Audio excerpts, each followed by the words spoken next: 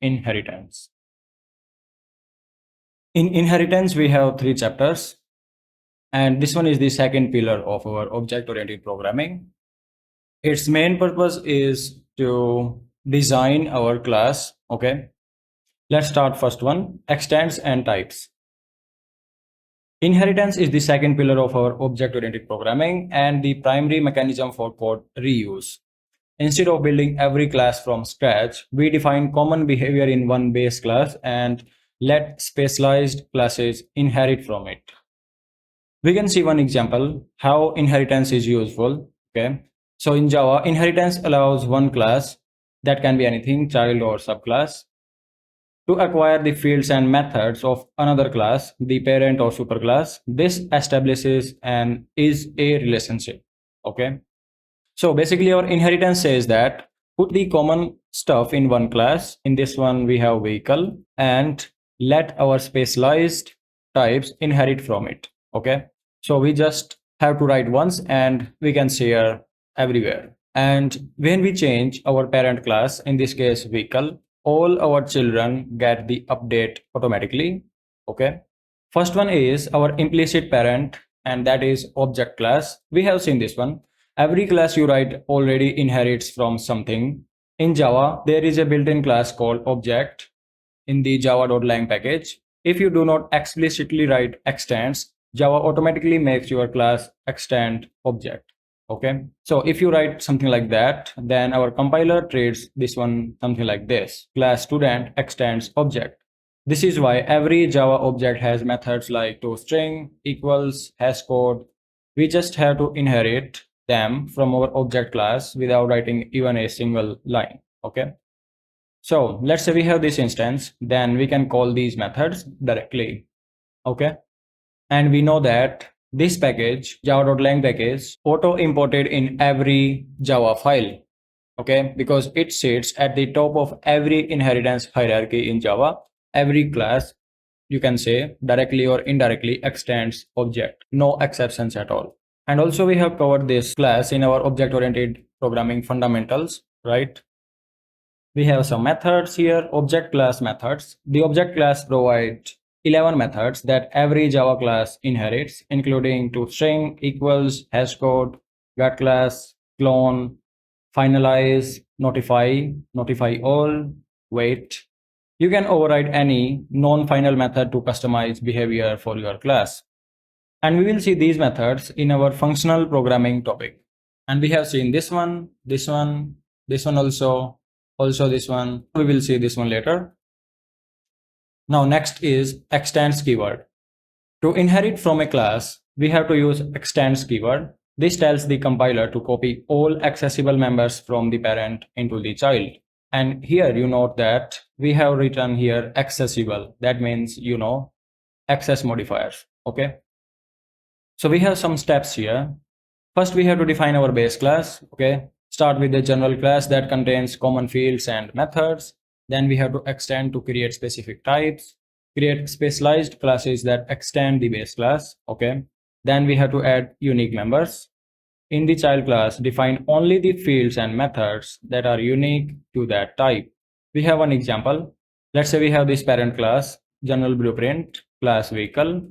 You can create here some fields. Let's say string brand, int speed, and some common methods, start, display speed. And then we can create one child class, inherits everything from vehicle. Class car extends vehicle, okay, int num doors, void honk, something like that. All right. And we have its use case. We can create one instance of our child class, right? Then we can call some methods or some fields from our parent class, like brand. We can call directly here. Also, we can call speed. We can set values. That's also fine. We can call methods. So that's how we use our inheritance. Okay. The car class has access to brand, speed, start, and display speed without redefining them. It only adds what is specific to a car, num doors, and honk. Okay. So each child class will add their appropriate methods, and also will get these fields and methods from parent class. Okay. So now let's discuss one more important thing here. We know that this inheritance is something like is a relationship, car is a vehicle. Okay, very important part is that when we write something like this, new car, our JVM does not create two objects, one for our car and one for our vehicle. It creates one object on the heap. That single object contains all the fields, both the ones defined in our car and also in our vehicle, right? We will see this one with some visualization. Okay, you can assume something like that. You can see here, that's fine. So when we write new car, okay, this means we have one stack, that's fine, and we have one heap. Okay, so in stack we basically have one reference. Okay, reference to our heap, and then in heap we have something, this actual object. Okay, and in this actual object, basically we have one object header, okay, that contains something like its speed and its brand, okay, and also it will create these as well, num dots, okay, obviously, and these methods, also these two.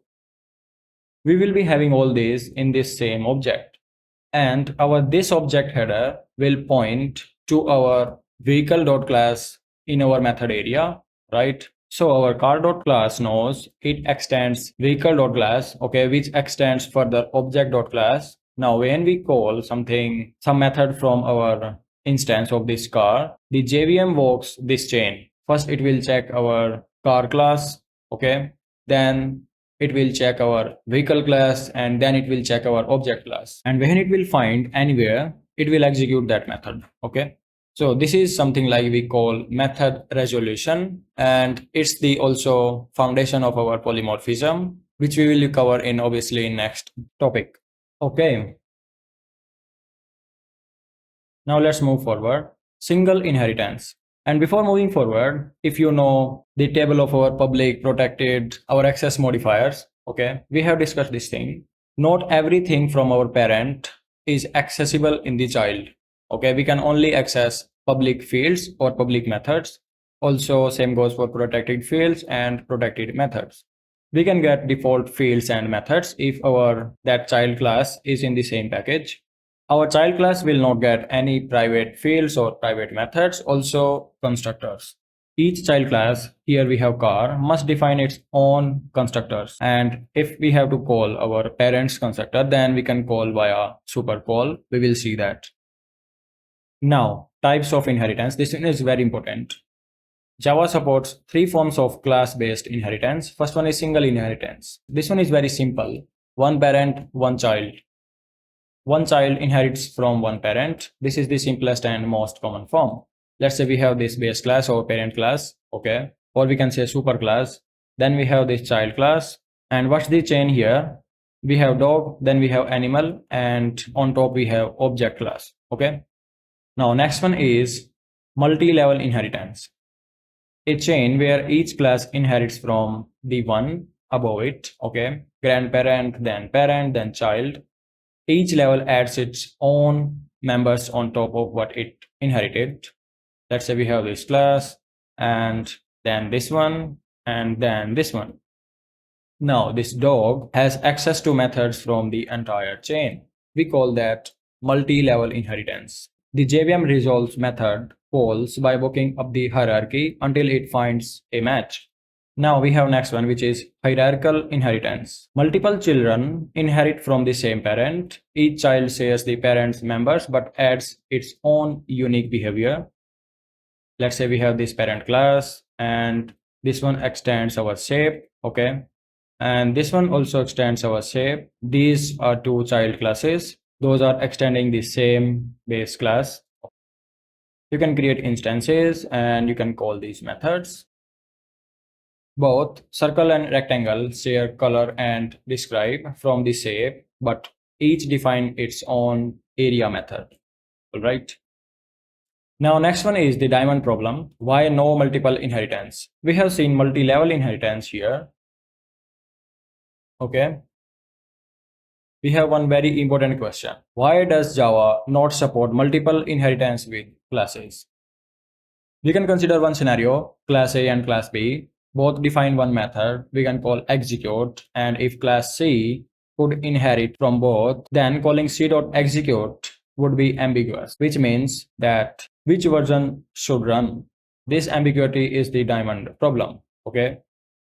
Now, our Java solution, which is very simple. To prevent this ambiguity, Java restricts one class to extend multiple classes. Okay. That means we have restriction on our class that can have only one direct parent. Okay. To combine behaviors from multiple sources, Java provides interfaces which allow a class to implement multiple contracts. Interfaces are covered in a dedicated section. Okay. We will cover these interfaces after our abstraction topic.